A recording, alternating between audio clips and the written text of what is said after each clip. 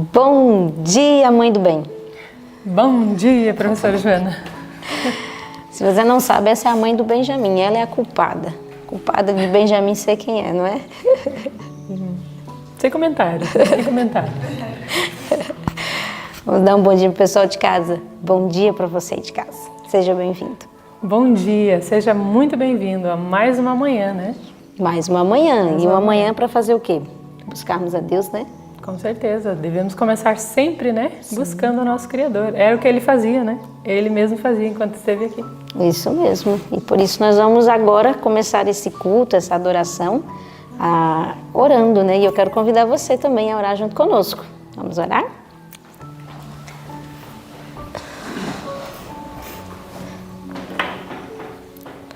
Querido Deus e Pai, que alegria, Senhor, é poder estarmos agora neste momento para abrir o nosso coração e ouvir a Tua voz. Amém. Que alegria, Senhor, é termos a certeza que Teu Espírito Santo se envolve conosco para nos instruir e nos corrigir. E neste momento, Senhor, queremos nos entregar em Tuas mãos, não somente para pedir as Tuas bênçãos, mas também, Pai amado, para entregar toda a nossa vida, toda a nossa história para Ti. E em nome de Jesus nós oramos. Amém. Amém. Muito bem. E se nós gostamos de adorar a Deus de manhãzinha, né, logo cedo, antes mesmo do sol raiar, então você vai dizer pra gente qual hino que a gente vai cantar hoje. Nós vamos cantar o hino É Manhã no Coração. Que seja realmente manhã, né? Todos os dias manhã no nosso coração. Nós possamos acordar para um novo dia e uma nova oportunidade, né, de buscarmos o nosso Senhor. Amém. Então vamos louvar a Deus.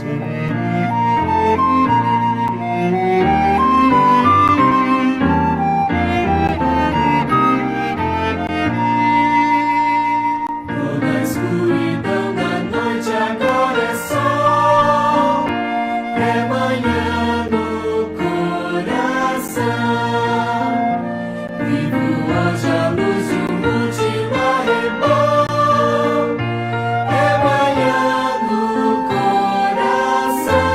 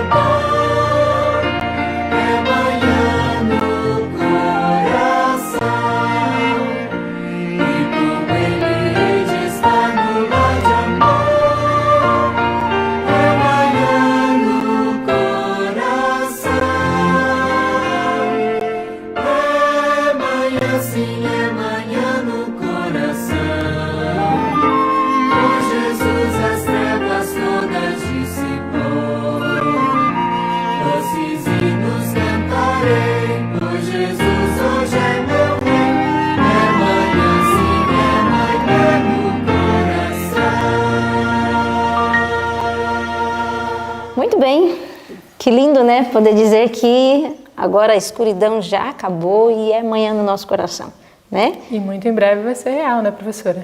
Logo, Sim. logo o nosso rei vem voltando para nos resgatar e vai ser manhã realmente no nosso coração. Agora para a eternidade sem fim, né? Nunca mais sofrimento, nunca mais à noite, né? Só amanhã. Louvado seja Deus. Então vamos chamar o pessoal lá de casa para recitar o versinho? Muito bem, nosso verso hoje está lá em 1 Pedro, né? 1:22. 1:22. É um texto muito lindo, que você realmente decora com todo o teu coração. Então, no 3 nós vamos recitar juntos. 1, 2, 3.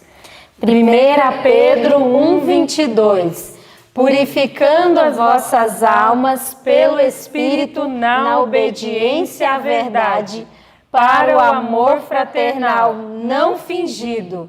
Amai-vos ardentemente uns aos outros com um coração puro. 1 Pedro 1:22. 1 Pedro 1:22. Purificando as vossas almas pelo Espírito na obediência à verdade, para o amor fraternal não fingido. Amai-vos ardentemente uns aos outros, com um coração puro.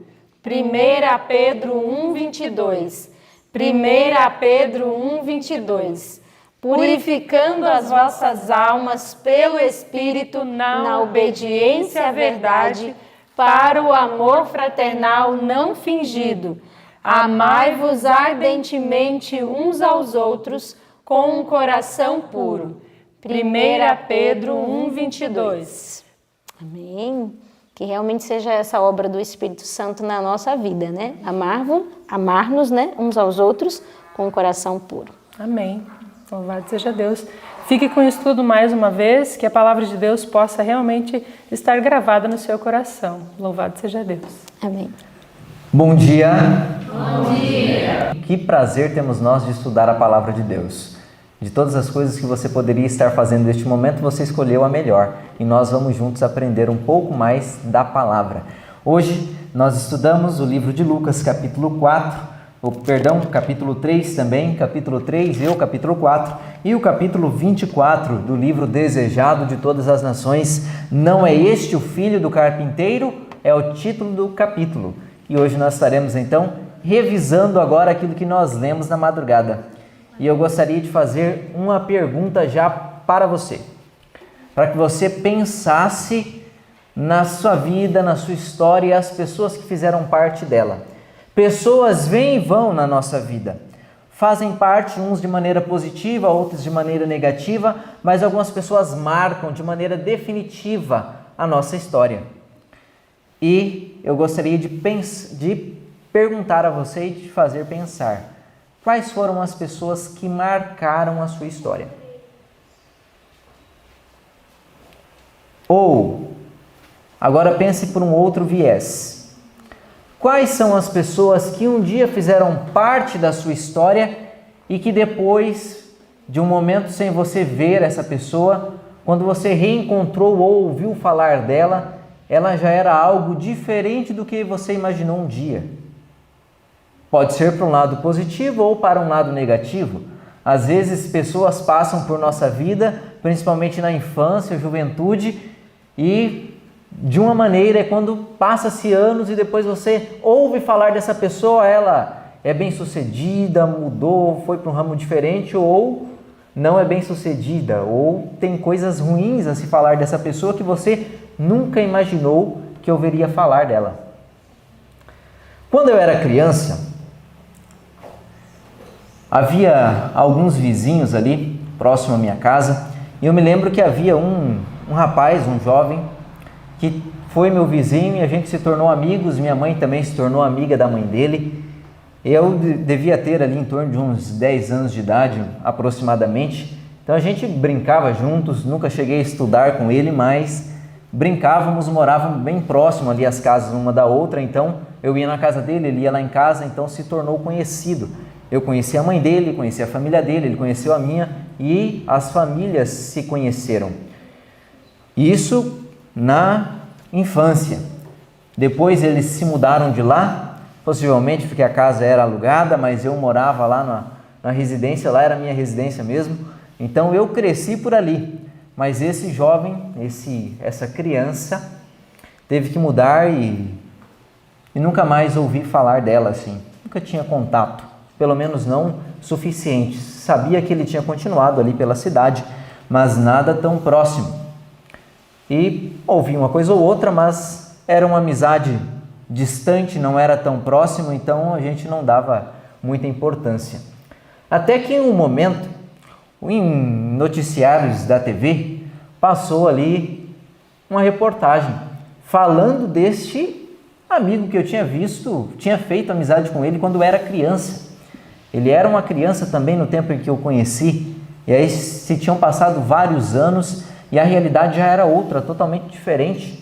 E o que ele havia se tornado, não sei como ele tinha entrado naquilo que ele entrou, quais circunstâncias moldaram quem ele se formou. Quando eu fui ter uma notícia dele, era totalmente adversa. Já não era alguém que em um dia eu imaginaria que ouviria falar alguma coisa semelhante. E então, no ano de 2015, foi quando surgiu, então, saiu uma matéria e circulou por toda a cidade, né? E aí ficou conhecido. Eu ocultei o nome da pessoa ali, mas era uma pessoa que tinha aproximadamente a minha idade também e fez parte aí da minha história, se tornou um amigo enquanto na infância. Mas passado aí, então, houve-se então essa notícia de reportagem. Vocês estão conseguindo ler ali? Conseguem, né? E diz assim, nessa notícia, nesse quadro: ex-namorado é condenado a 39 anos de prisão por matar adolescente e bebê de 6 meses em tal estado, né? E a reportagem vai dizer assim: a polícia, eu ocultei o nome do sujeito, a polícia, tal pessoa, confessou ter enforcado o filho na frente da ex-namorada e depois de estrangulado o adolescente por descobrir que ela o teria traído. E o réu também declarou desconfiar que a criança não era filha dele. No dia do crime, o acusado teria convidado a então a namorada para participar de um piquenique junto com o filho na região onde foram mortos. Esse jovem, passados-se muitos anos de que eu não tinha visto, depois ouvi falar dele, sendo sentenciado à morte, sentenciado à prisão por 39 anos de detenção, por ter matado uma ex-namorada dele, juntamente com um bebezinho, que se alegava ser filho dele, mas ele desconfiava. Triste demais. Tragédia. Tinha passado tantos anos e você não imagina que você vai receber uma notícia assim de alguém.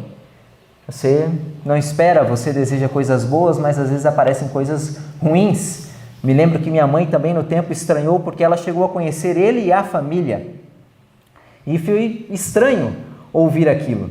Então a realidade é que em alguns momentos nós vemos o desenrolar da vida de algumas pessoas e às vezes nos assombram ou às vezes nos motivam também. Às vezes nós conhecemos pessoas que cresceram e se tornaram algo fabuloso. E às vezes tem pessoas que você olha e pensa na miséria e fala, como chegou a esse ponto?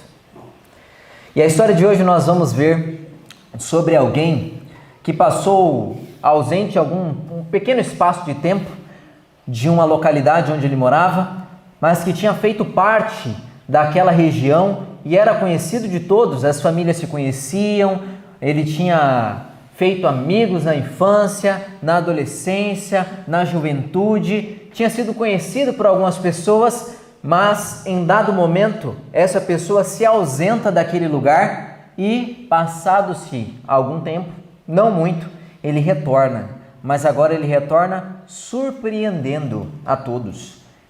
Retorna sendo ali uma surpresa para aqueles que o viram crescer.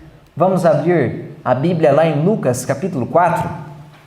E essa surpresa era um tanto positiva, não era negativa como a história que eu acabei de comentar com vocês, mas era algo muito positivo sobre essa pessoa. Lucas capítulo 4, o verso 16 vai dizer assim: Indo para Nazaré, onde fora criada, entrou num sábado na sinagoga, segundo o seu costume, e levantou-se para ler. Então lhe deram um livro do profeta Isaías, e abrindo o livro, achou o lugar onde estava escrito: O Espírito do Senhor está sobre mim, pelo que me ungiu para evangelizar os pobres, enviou-me para proclamar libertação aos cativos e restauração da vista aos cegos, para pôr em liberdade os oprimidos e apregoar o ano aceitável do Senhor. Jesus, ele tinha crescido ali naquela região de Nazaré, onde tinha partido para lá, e então ele cresceu, fez amigos, mas no momento onde ele vai começar o seu ministério, ele se ausenta daquela região e vai para outro lugar. E lá nesse lugar é onde ele vai para ser batizado por João Batista no Rio Jordão. Depois ele passa alguns dias de tentação no deserto e ainda passa por algumas aldeias e passa na cidade de Cafarnaum, onde ele realiza alguns milagres, onde realiza algumas coisas e vai se tornando conhecido.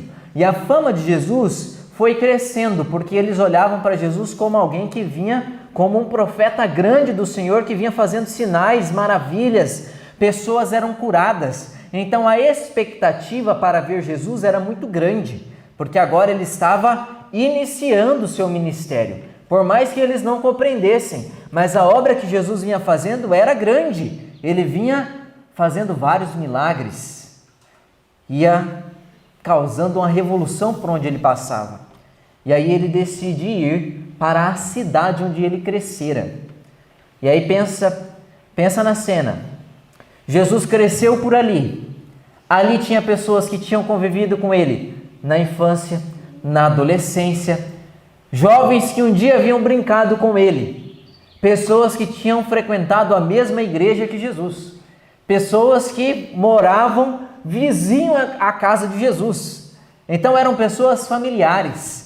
Quando Jesus volta, mas volta com essa fama de que estava fazendo grandes coisas, coisas que ele não fizera durante a sua vida, porque ele não operara milagres constantemente durante a vida toda. Ele operou milagres e fez prodígios durante o seu ministério, mas até chegar lá, ele viveu como um homem comum, porém em pureza, não em pecado de maneira alguma. A vida dele era singular. Nós lemos esses dias também no livro Desejado, de que Jesus ele possuía um espírito original, ele não era semelhante a coisa alguma. Há crianças, há jovens que nós comparamos, fulano tem atitude parecida com daquele ou até mesmo aparência. Jesus era original, Jesus não se parecia, Jesus era a pureza em pessoa, Jesus era diferente de tudo aquilo que eles estavam acostumados. E agora quando Jesus volta para lá, com toda essa fama que estava percorrendo a circunvizinhança, quando ele vai à sinagoga, dão um espaço para ele ler. Diariamente era lido então partes das Escrituras, e o povo comum podia participar, ler o verso, e então o sacerdote fazia a explicação e a aplicação da passagem.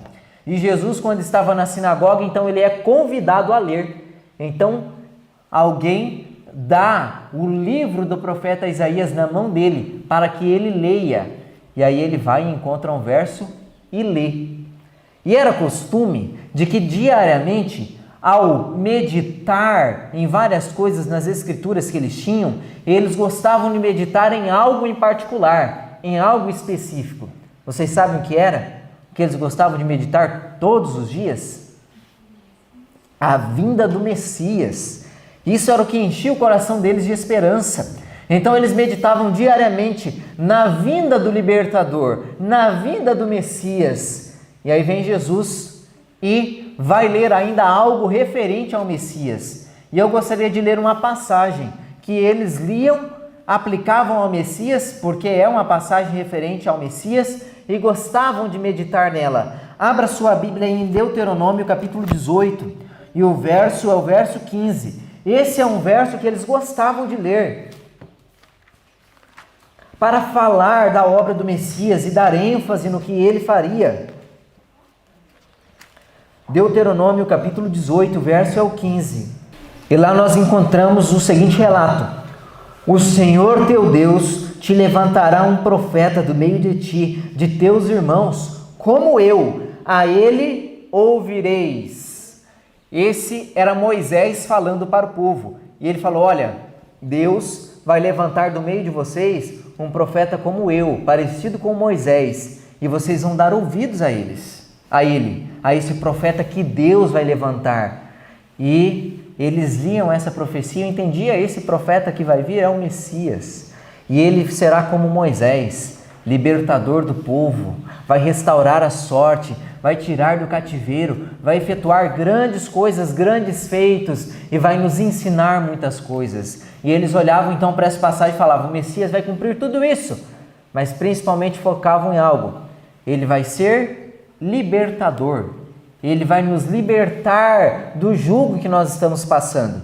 E eles estavam sendo então oprimidos por uma outra nação agora. Eles estavam sendo oprimidos por Roma. Roma é que dominava, Roma regia todas as coisas. E eles sofriam muito, não tinham independência nacional, eram sujeitos ao governo romano, então eles queriam libertação. E eles ficavam lendo então todos os dias esse tipo de passagem para falar, um dia o Messias vai vir e ele vai efetuar grandes coisas e vai nos libertar dessa opressão que nós estamos passando.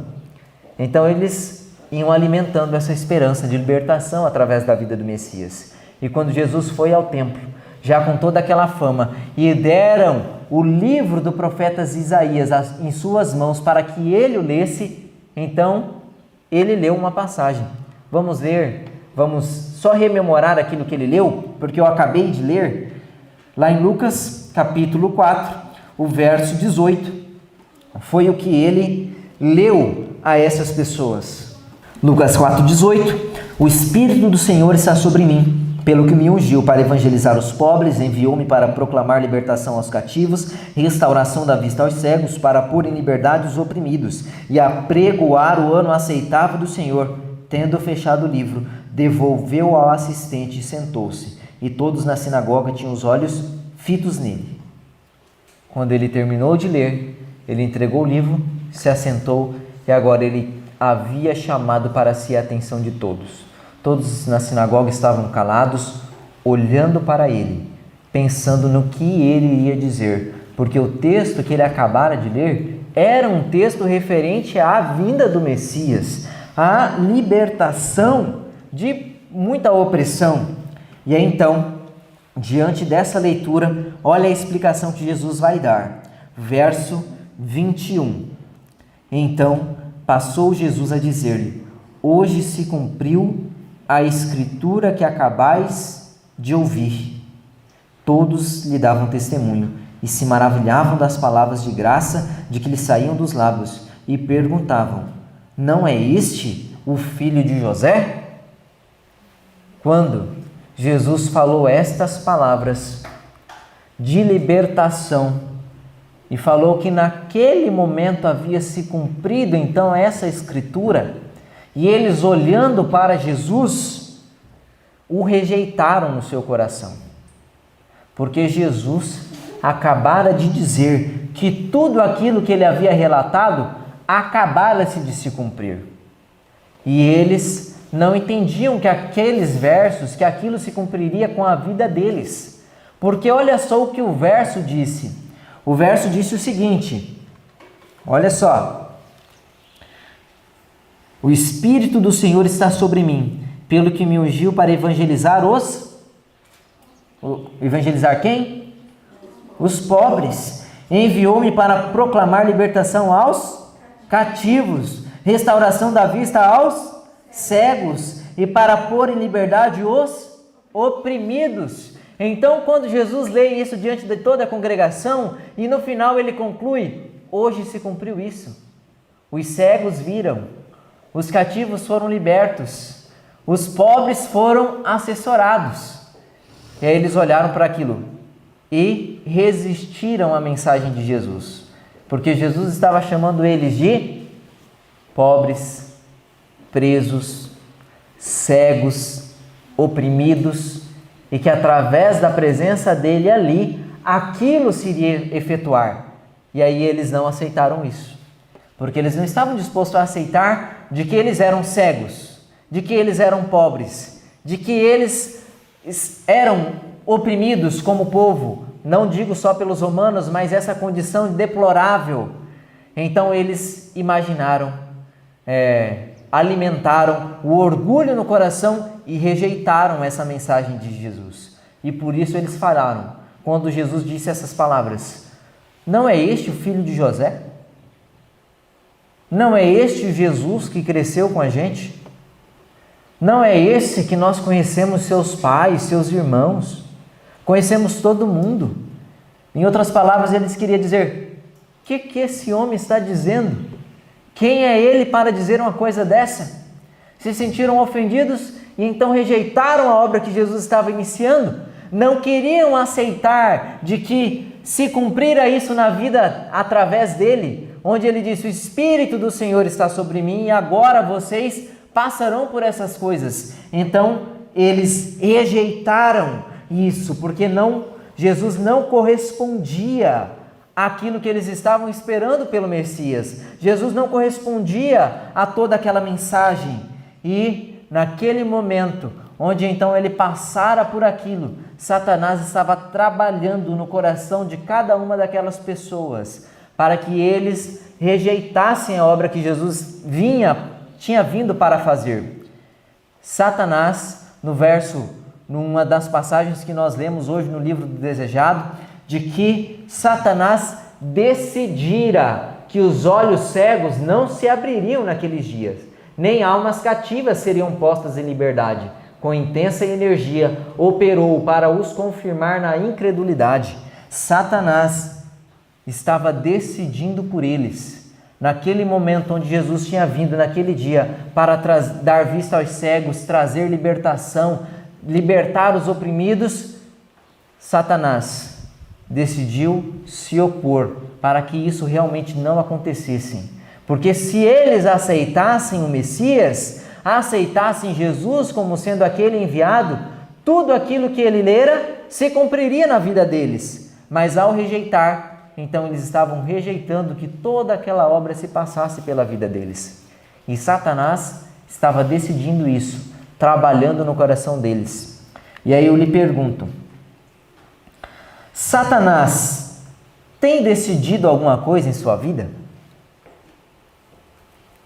Satanás tem operado alguma coisa em nós e entre nós para que nós não cumpramos aquilo que Deus deseja para nós? Assim como na vinda do Messias, Satanás estava operando para eles o rejeitarem, será que Satanás tem decidido algumas coisas? Será que Satanás decide quando a gente vai crer? Será que Satanás decide quando a gente vai efetuar uma mudança verdadeira? Será que Satanás vai decidindo de maneira negativa ou vedando toda a obra que Deus, o Espírito Santo, quer fazer em nossa vida? O fato é que qualquer brecha que nós dermos para Satanás, ele estará pronto para decidir por nós. Assim como o povo de Israel estava dando liberdade para que Satanás decidisse por eles. E agora eles estavam passando então por meio de toda aquela miséria, porque eles estavam decididos àquilo. E diante disso, olha só o que esse texto também vai dizer: aos servos a quem Deus escolhera, não tinha sido permitido trabalhar por um povo de coração duro e incrédulo. Quando eles, então, fecharam o coração para Jesus, Jesus leu aquilo que havia no coração deles. Ele lhes propôs uma parábola. Olha só o que Jesus disse, quando ele entendeu o que estava passando por trás do pensamento de cada uma daquelas pessoas. Verso 23.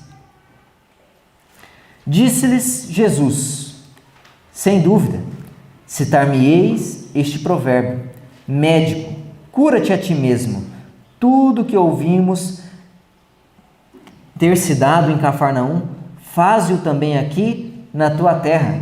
E prosseguiu: de fato vos afirmo que nenhum profeta é bem-sucedido na sua própria terra. Na verdade vos digo que muitas viúvas havia em Israel no tempo de Elias, quando o céu se fechou por 3 anos e 6 meses, reinando grande fome sobre toda a terra. E nenhuma delas foi Elias enviado, senão a uma viúva de Sarepta de Sidom. Havia também muitos leprosos em Israel nos dias do profeta Eliseu, e nenhum deles foi purificado, senão Naamã, o sírio. Então Jesus, olhando para eles, lendo-lhes o coração, entendeu que o que eles queriam mesmo ver eram os milagres. Por isso que eles estavam postos a dizer: Senhor, faze as mesmas coisas aqui que o Senhor fez lá em Cafarnaum. Nós ouvimos a teu respeito que o Senhor curou pessoas lá, que o Senhor fez milagres lá. Faz aqui em Nazaré o mesmo. É isso que nós queremos ver. E aí Jesus repreendeu a dureza de coração e a incredulidade deles, comparando eles com o povo de Israel no passado, falando: olha, havia muitos leprosos no tempo em que Naamã foi curado pelo profeta Eliseu, mas só Naamã, que nem era israelita, foi curado. E os outros não foram curados por quê? Porque eram incrédulos. Haviam também muitas outras pessoas passando necessidade, muitas outras viúvas no tempo de Elias. Mas Deus não confiou o cuidado do seu profeta a nenhuma israelita, mas enviou ele para a viúva de Sarepta, a uma pessoa que não era do povo de Deus. E aí ele comenta: essas pessoas eram incrédulas e por isso não podiam ver aquilo que Deus faria, aquilo que Deus montaria como libertação. Não estavam prontos porque Deus não trabalha com incrédulos. E isso foi extremamente dolorido ao coração deles, porque eles estavam agora sendo comparados àqueles israelitas que rejeitaram, que não estavam prontos para ver o milagre de Deus no tempo desses profetas. E Jesus estava dizendo para eles: não, a incredulidade de vocês fecha-lhe o coração e vocês não vão ver nada. E Deus não está pronto, Deus não está disposto a trabalhar por ninguém que seja incrédulo. Diante disso, eu me pergunto: Senhor, quantas vezes eu manifesto incredulidade? Quantas vezes sou levado a crer em algo, mas duvido? Quantas vezes o meu coração tem resistência para acreditar em alguma coisa? E tudo isso me conduz a não ver a libertação de Deus, a não ver o que Deus quer fazer por intermédio de seus profetas, de seus servos, ou até mesmo através de minha vida. Então a incredulidade limita o agir de Deus em nossa vida. Nós temos que cuidar com isso para que não sejamos pessoas incrédulas, pessoas que duvidam, pessoas que não estão prontas nem preparadas de maneira alguma para enfrentar essas coisas. Porque afinal, a nossa condição diante do céu, diante das coisas que recebemos de Deus, depende não da quantidade de luz que nós recebemos, mas de como nós usamos a luz que nós já recebemos.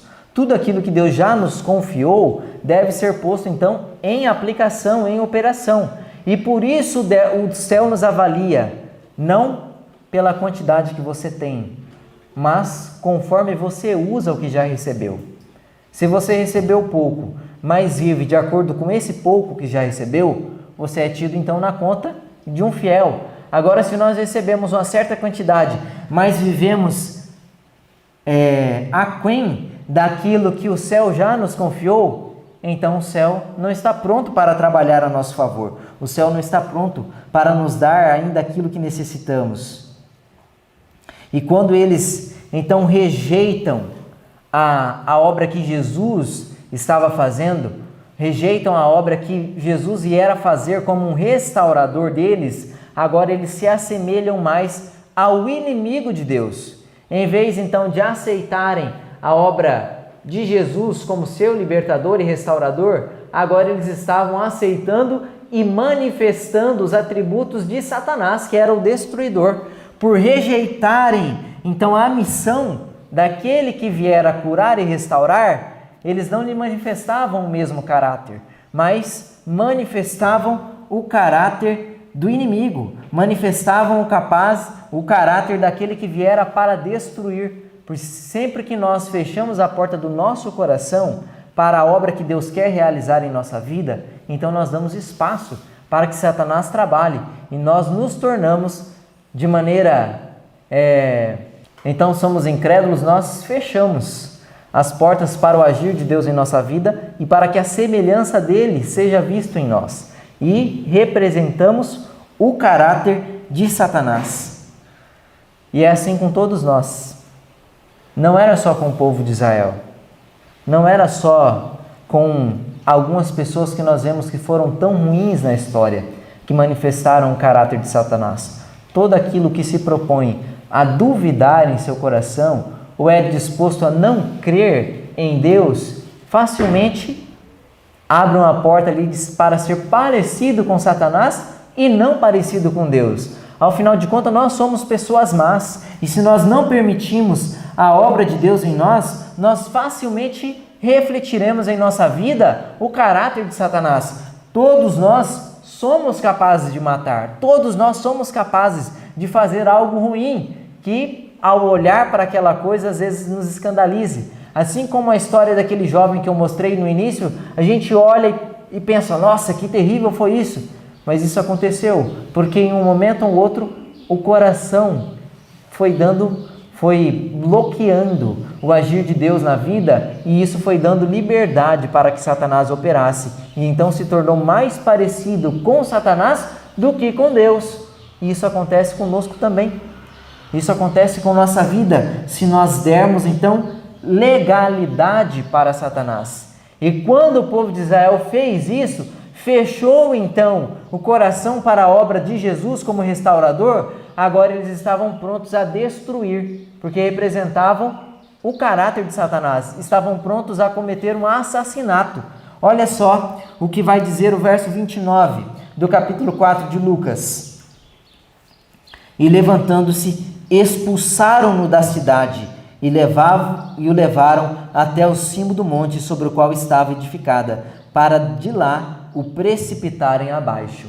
Quando Jesus falou essas palavras e eles rejeitaram, então eles pegaram Jesus, expulsaram da sinagoga, expulsaram da cidade, levaram até a beira de um precipício e o iriam jogar lá de cima, porque rejeitaram a obra que Jesus estava fazendo. Então aquele que crescera com eles, que não manifestara indício nenhum de pecado, mas agora vinha se dizendo o Messias, mas querendo fazer uma restauração de forma verdadeira no coração deles, ao rejeitarem isso, então eles estavam prontos a tirar a vida de Jesus, que era inocente de qualquer coisa. E não adianta, todas as vezes que nós formos fiéis a Deus, passaremos dificuldades, como diz a Bíblia. A Bíblia diz que sempre que nós nos colocamos ao lado do Senhor, nós levantaremos oposição da parte daqueles que não têm buscado a Deus de maneira verdadeira. Olha só o que diz esse texto. Assim, em todas as épocas, os anjos têm estado perto dos fiéis seguidores de Cristo. A grande confederação do mal acha-se aparelhada contra todos os que querem vencer. Em todos os tempos, todas as pessoas que querem vencer, os anjos maus se acham aparelhados contra. Você acordou hoje disposto a vencer? Você acordou hoje disposto a abandonar algumas coisas? Você acordou hoje disposto a tomar algumas decisões? Saiba que há anjos maus que se lhe opõem a isso, para que você não vença. Sempre que alguém quer vencer, anjos do mal estão aparelhados contra, para evitar o crescimento. E é assim todo o tempo, e nós temos que buscar a ajuda de Deus. E quando Jesus foi, então, levado para o cimo do monte para ser atirado de lá, o verso 30 do capítulo 4 vai dizer: porém Jesus, passando por entre eles, retirou-se. E o livro Desejado de Todas as Nações vai dizer que os anjos circundaram a Jesus e fizeram com que ele escapasse dali, sem ser visto. Porque isso só pode ser um milagre. Eles cercaram a Jesus e o levaram. Como que Jesus ainda escapou sem ser visto? Porque os anjos de Deus interviram. E assim como os anjos de Deus interviram para salvar a vida de Jesus, os anjos também intervêm para salvar a minha e a sua vida. Sempre que você decide vencer algo, entenda de que você vai passar por conflito, mas os anjos de Deus estão ao seu lado para garantir de que a vitória seja certa, para garantir de que o mal não lhe toque, assim como foi na vida de Jesus naquela situação. E então, Jesus se ausenta dali. Que triste. Jesus se ausenta daquela localidade, devido à incredulidade, à rejeição que havia no coração deles. E depois então de sair dali, passa-se alguns meses, anos, e próximo ao final do ministério de Cristo, ele retorna para lá novamente. E aí ele retorna e é confrontado com a mesma situação. Há algumas pessoas perguntarem, depois de ele tentar os conduzir ao caminho correto, as pessoas exclamam a mesma coisa: não é esse o filho de José, o filho do carpinteiro? Nós não lhe conhecemos a toda a sua família? Como ele tem a audácia de vir falar isso conosco? E aí Jesus se retira de Nazaré para nunca mais voltar ali. E é isso que vai dizer o texto do Desejado, página 241, segundo parágrafo. Não queriam receber como Cristo de Deus. Devido à incredulidade deles, o Salvador não pôde operar muitos milagres. Relutantemente saiu para nunca mais voltar. E aquela rejeição que os sacerdotes deram a ele na primeira vez que ele foi lá, foi o que foi preparando o coração deles para outras rejeições e para males pior. Estava ali apenas sendo o começo do fim, como disse o Desejado. Ao rejeitarem Jesus pela primeira vez, essa rejeição os levou então até o auge, até a cruz, onde eles foram capazes de matar a Cristo. Tudo por causa daquela primeira rejeição. E nós também temos que pensar em coisas como essa, em coisas que o Espírito Santo vai colocando em nossa vida e às vezes a gente vai resistindo, às vezes a gente vai mantendo o nosso coração relutante para com aquilo, e isso por fim nos levará a decisões piores, a decisões que nos afastarão de Deus e da sua mensagem. E nós temos que entender que assim como o motivo que levou eles a rejeitarem a Cristo naquele momento, também se torna um motivo de muitas vezes nós rejeitarmos algumas verdades ou algumas coisas. E a razão é essa, de que aceitar muitas vezes implica mudança. Se eles aceitassem que Jesus era realmente o Messias e que a palavra dele realmente era correta, então eles teriam que mudar, eles teriam que ser outras pessoas, e mudar normalmente dá mais trabalho, mas é o que vale a pena. Então, mesmo quando você for confrontado por algo que exija com que você mude, vale a pena você mudar do que permanecer como está. Porque permanecer como está, na maioria das vezes, pode significar, então, morte. Se eles lhes aceitassem os ensinos, teriam de mudar os hábitos e suas acariciadas esperanças deviam ser abandonadas. Então, eles decidiram rejeitar. E assim como a mensagem de Cristo não teve muito sucesso entre os seus e era impopular nos seus dias, assim também hoje fazemos obra semelhante. A verdade ainda é impopular em nossos dias. Ainda precisamos, então, de lutar contra as forças do inimigo para que a mensagem seja proclamada, para que a mensagem seja dada. E quando então eles se tornavam céticos a alguma coisa, eles se tornavam ao mesmo passo mais rigorosos em outras. Eles eram extremamente legalistas e extremistas, ao passo que estavam prontos a matar alguém, a rejeitar alguém. E olha só o que o livro Desejado veio trazer. À medida que declinava a verdadeira piedade, tornavam-se mais zelosos de suas tradições e cerimônias. Ao passo de que eles iam deixando o amor a Deus, eles se tornavam mais rigorosos em cerimônias, mais rigorosos no zelo fanático que eles tinham, e assim também é em nossos dias. Sempre que alguém se afasta de Deus, mas decide mesmo assim fazer a obra, na maioria dos casos vai se manifestar em alguém que é muito rígido, muito rigoroso, um zelo fanático, um zelo absurdo, porque se afasta da verdadeira piedade. Eu gosto muito dessa frase que vai dizer que todo excesso esconde uma falta. Qualquer coisa que está de maneira excessiva em sua vida tem um princípio em uma falta que você quer esconder. Se você é extremamente rigoroso em algo, não é equilibrado, algo está sendo escondido pelo excesso em algumas coisas. Porque todo cristão verdadeiro e que é unido a Cristo vai ser alguém equilibrado. Não vai ser alguém fraco em uma coisa e forte em outra, mas vai andar no equilíbrio, não vai ser fanático. E isso eles manifestavam, porque lhes faltava a verdadeira piedade, eles estavam fracos em algo. E eles, ao olharem então para Cristo, verem toda aquela situação, no coração deles eles montaram algo. Ao olhar para Jesus como alguém humilde e simples, pensaram, não, esse Jesus é pobre demais para ser um rei.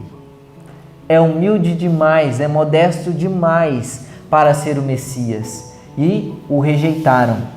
E nós estávamos comentando alguns dias atrás a respeito disso, de como eles rejeitaram a Cristo e que talvez se Jesus viesse com todo aquele esplendor, aquela aparência externa, talvez o teriam aceitado, porque é isso que eles buscavam, honra e glória. Mas o texto de hoje, o estudo de hoje veio trazendo algo a mais, acrescentando algo a isso, de que não foi somente porque Jesus não veio com glória de que eles o rejeitaram, mas foi baseado em outra coisa. E isso está no final do nosso capítulo de hoje.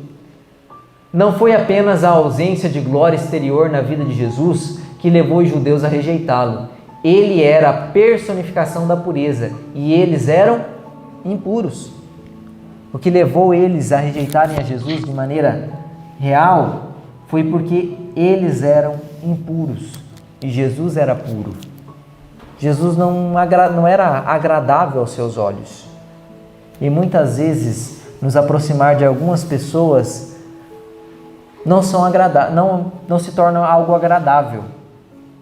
Mas pode ser que talvez essa pessoa seja mais pura que você e você se sinta constrangido em estar em sua presença. E por isso a gente precisa reavaliar o nosso coração. Quando a gente tem antipatia com algumas coisas, pode ser porque o nosso coração ainda é impuro.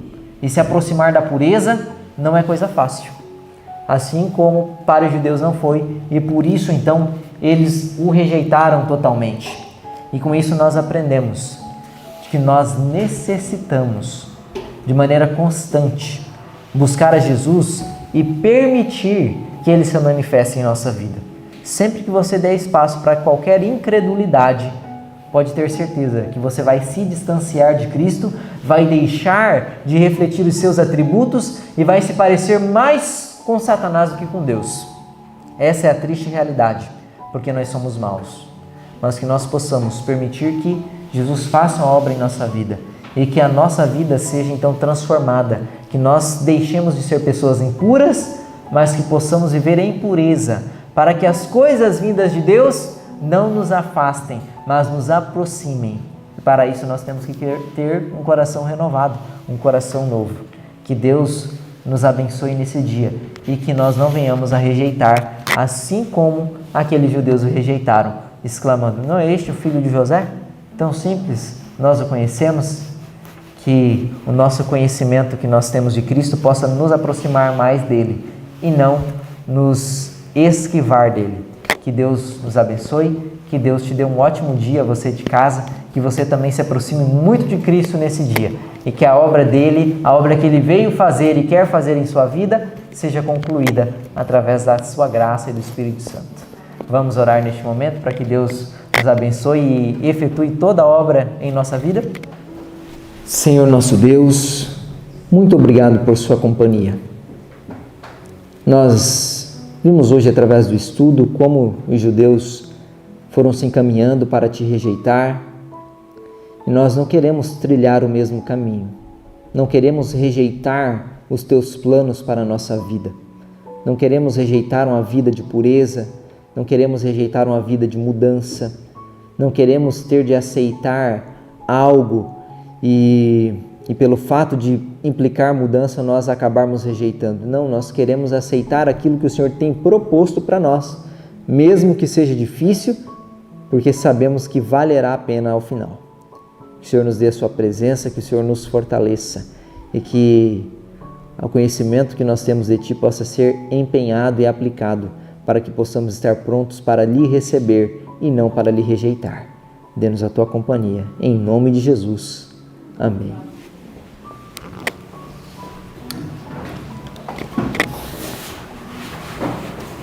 Que Deus lhe abençoe nesse dia, que o Espírito Santo trabalhe profundamente em seu coração. Tenha um bom dia e até amanhã.